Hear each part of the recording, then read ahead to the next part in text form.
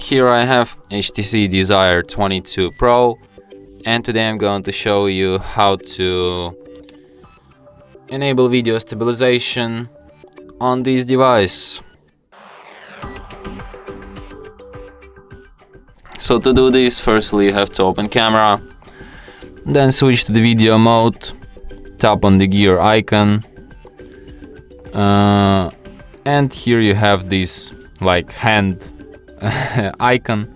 Just tap on it and that's how you can switch stabilization. This is basically just a stabilization feature. So yeah, and that's it. Thanks for watching.